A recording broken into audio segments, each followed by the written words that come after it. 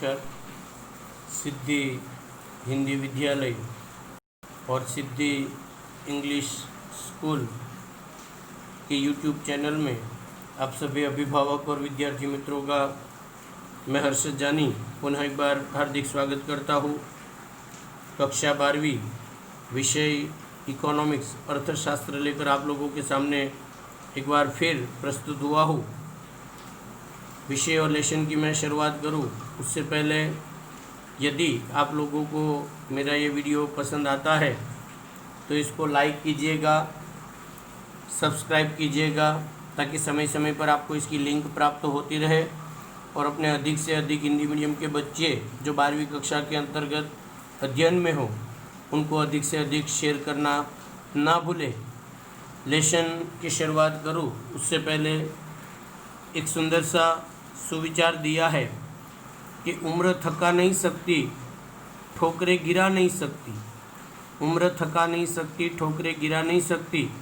अगर जीतने की जिद हो तो परिस्थितियां भी हमें हरा नहीं सकती। एक जुनून अगर हम में हो तो कोई भी प्रकार की परिस्थिति हमारे लिए कठिन नहीं है। इसी सुंदर से सुविचार के साथ आइए मिलकर हम 2 मिनट की प्रार्थना करते हैं।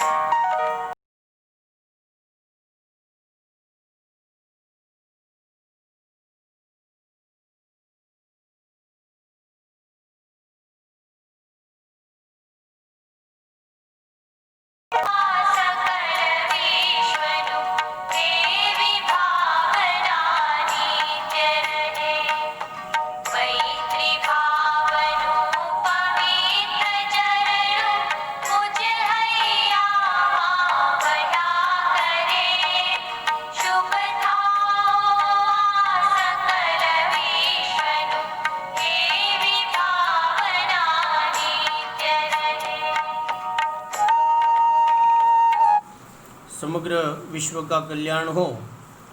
लेसन नंबर 4 हम लोगों का चालू था। लेसन का नाम आप लोगों को विदित है कि बैंकिंग और मौद्रिक नीति।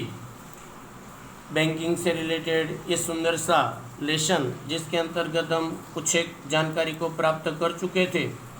आइए मिलकर उनकी बात हम लोगों ने कर लेते हैं कि हमने अब तक क्या क्या सीखा है। तो उसमें सबसे पहले हमने बैंक का उद्भव और विकास के बारे में 3 अंकों में टिप्पणी की जानकारी प्राप्त की। उसके बाद बैंक का अर्थ और अलग अलग विद्वानों की परिभाषा भी हमने इस लेसन के संदर्भ में देखी। उसी क्रम के अंतर्गत बैंकों का वर्गीकरण, जो 2 तरह की बैंकें हैं, मध्यस्थ बैंक और व्यापारिक बैंक, उसका वर्गीकरण भी हमने इसी के अंतर्गत देखा। उसी वर्गीकरण के अंतर्गत की मैं अगर बात करूं तो व्यापारिक बैंकों पर जो टिप्पणी है वो टिप्पणी भी हमने देखी।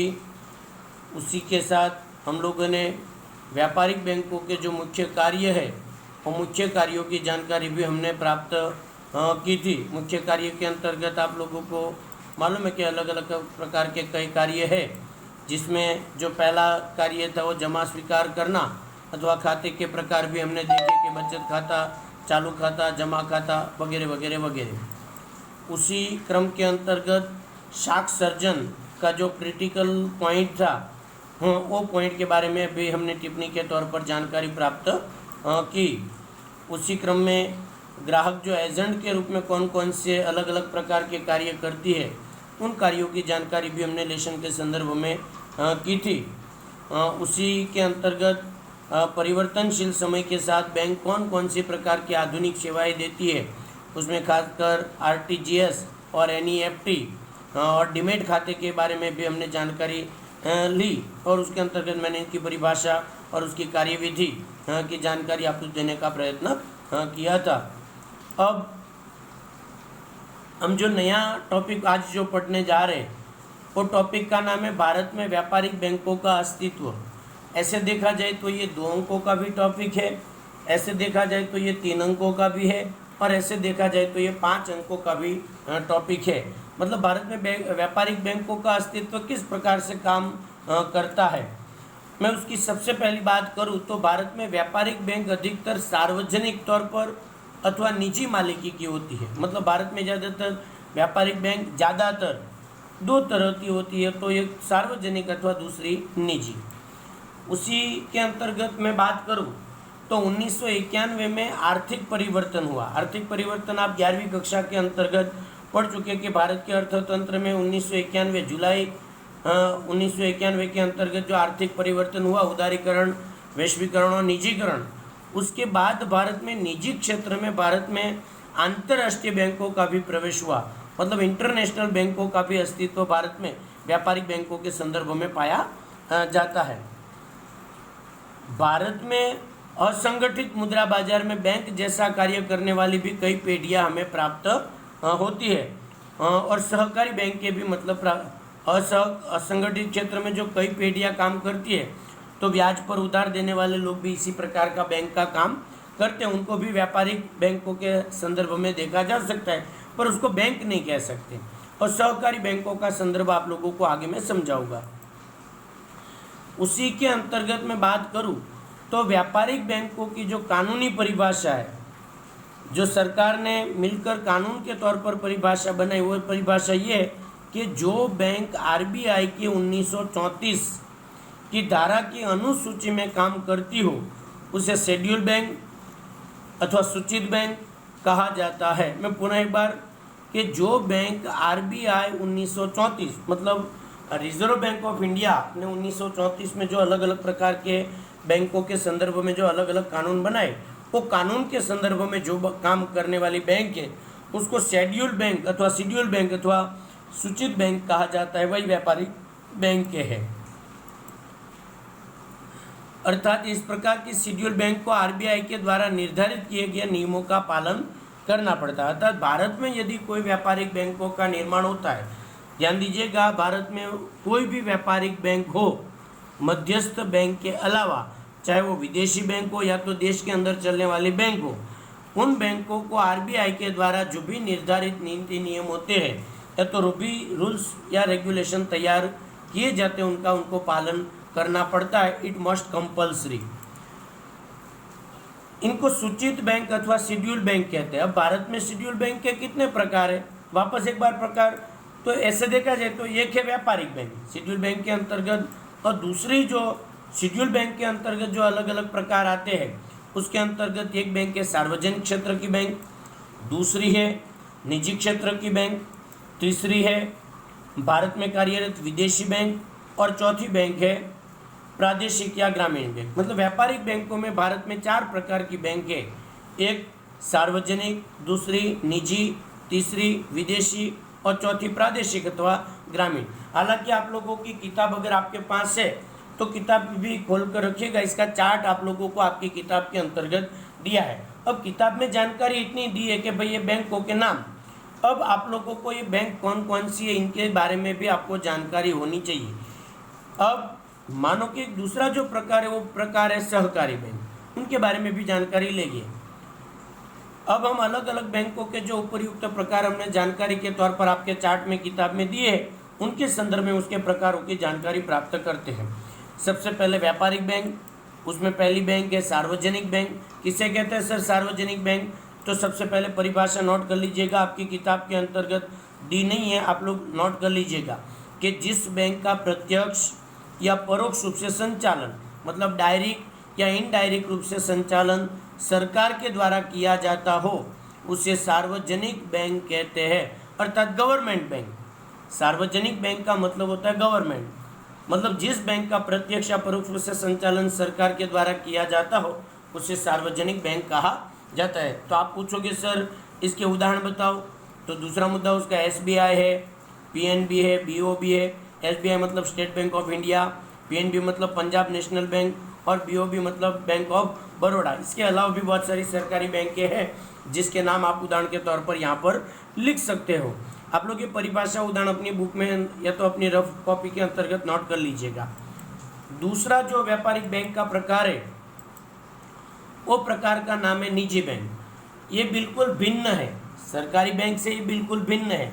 तो तो निजी बैंक के बारे में भी परिभाषा आप लोगों को मालूम होनी चाहिए। तो क्या है सर इसका अर्थ कि जिस बैंक का प्रत्यक्ष या परोक्ष रूप से संचालन किसी निश्चित व्यक्ति या संस्था के द्वारा किया जाता हो तो उसे निजी क्षेत्र की बैंक कहा जाता है। पुनः एक बार, जिस बैंक का प्रत्यक्ष या परोक्ष रूप से संचालन किसी निश्चित व्यक्ति या संस्था के द्वारा किया जाता हो तो उसे निजी बैंक या तो प्राइवेट बैंक इसको कहा जा सकता है इंग्लिश के अंतर्गत। कौन कौन सी सर प्राइवेट बैंक? आप लोग अपने मनपसंद उदाहरण लिख सकते हो, मुझे जो पसंद है मैंने यहाँ पर लिखे।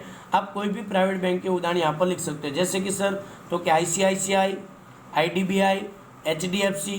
उसके अलावा भी भारत में अनेकों बैंक ऐसी है जो निजी बैंक के रूप में काम करते, आप उसका भी उदाहरण लिख सकते हो, कोई गलत कर नहीं सकता।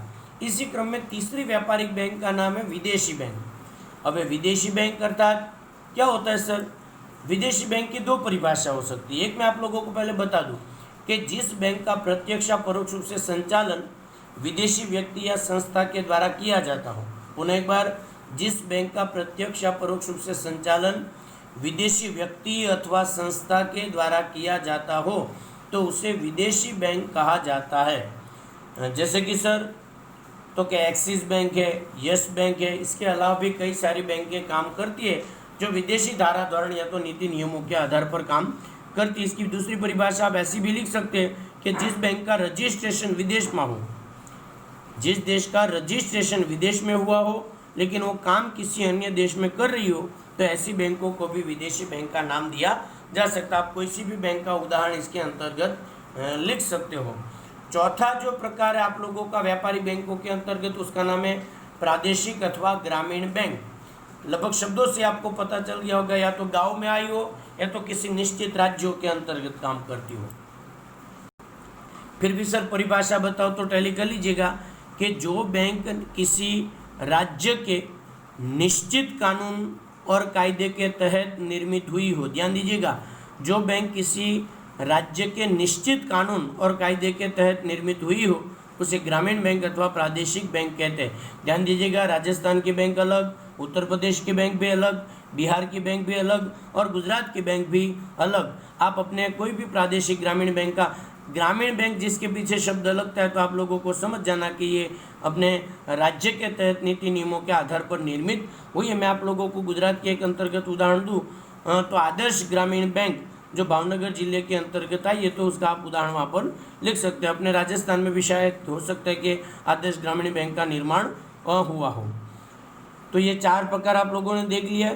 अब जो दूसरा प्रकार बाकी था वो था, आप लोग चार्ट आप लोगों का किताब में निकालो तो चार्ट के अंतर्गत शेड्यूल बैंक दो प्रकार से सूचित की है।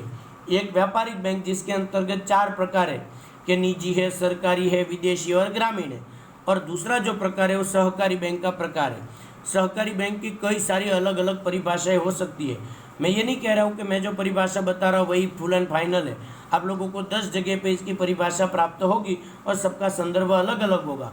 उन सभी के संदर्भ के बेस पर मैंने एक छोटी सी परिभाषा बनाने का प्रयत्न किया है सहकारी बैंक का, कि समाज का हित करने के लिए 10 व्यक्ति या तो उससे अधिक लोगों के द्वारा जो बैंक निर्मित होती है उसे सहकारी बैंक कहते हैं। हो सकता है कि 10 का आंकड़ा समय समय के साथ बदलता भी रहो, 50 भी हो जाए, 15 भी हो जाए, कोई भी हो, लेकिन सहकारी बैंक का मुख्य उद्देश्य इतना याद रखना है कि समाज का हित करना ही सहकारी बैंकों का मुख्य उद्देश्य होता है। इसलिए इसको व्यापारिक बैंकों में रखा नहीं जाता, ये केवल सहकारी तौर पर अस्तित्व में आती है। अर्थात लोगों का हित करने के लिए किसी निश्चित इलाके में 10 या 10 से अधिक व्यक्ति के द्वारा जो बैंक बनाई जाती है उसको सहकारी बैंकों का नाम दिया जा सकता है। हम लोग सब सूरत में रहते हैं तो आप लोगों को मालूम है कि सूरत की सबसे बड़ी बैंकों के उदाहरण आप लोग वहाँ पर लिख सकते हैं। सहकारी बैंकों के लिए खास विशेषता आपको याद ये रखनी है कि कोई भी सहकारी बैंक हो उसके पीछे कोऑपरेटिव लगता है। कोऑपरेटिव का मतलब ही होता है सहकारी। और उदाहरण के तौर पर यदि मैं बात करूं तो वराछा कोऑपरेटिव बैंक इसका सबसे बड़ा और श्रेष्ठ उदाहरण है। और आप लोगों ने भी वराछा बैंक की मुलाकात ली थी तो आप लोगों को इसका कॉन्सेप्ट और अधिक ध्यान होगा। यहाँ पर आप इसकी जगह पे किसी और भी सहकारी बैंक का उदाहरण लिख सकते हैं। इस प्रकार भारत में जो बैंकों का अस्तित्व है आपके चार्ट के अनुसार, जिसको शेड्यूल अथवा सूचित बैंक की सूची में रखा जाता है, उसके 2 प्रकार है, व्यापारिक और सहकारी। हमने व्यापारिक के अंतर्गत 4 प्रकार, निजी, सरकारी, सहकारी और ग्रामीण, वो सारे प्रकार हम लोगों ने इसके अंतर्गत देख लिए। इस वीडियो को अंत तक देखने के लिए आप सभी विद्यार्थी मित्रों का, अभिभावकों का बहुत बहुत धन्यवाद। यदि आप लोगों ने पूरा वीडियो देखा और मेरा वीडियो ये पसंद आता है तो पुनः एक बार आप लोगों से रिक्वेस्ट है कि इसको लाइक कीजिएगा, सब्सक्राइब कीजिएगा और अधिक से अधिक शेयर करना इस वीडियो को ना भूलें। लेसन के संदर्भ में या तो मेरा अर्थशास्त्र विषय कि यूट्यूब चैनल का कोई भी विषय के संदर्भ में, अर्थशास्त्र में कोई भी प्रकार की उटपटाहन हो, कोई प्रकार की इंक्वायरी हो, कोई प्रकार की उलझन हो, तो मैं अरशद जानी, मेरा संपर्क नंबर 9825581539, आप इस संपर्क पर नंबर डायल करके आप कोई भी जानकारी का हल प्राप्त कर सकते हो। आप लोगों का बहुत बहुत धन्यवाद। सिद्धि हिंदी विद्यालय।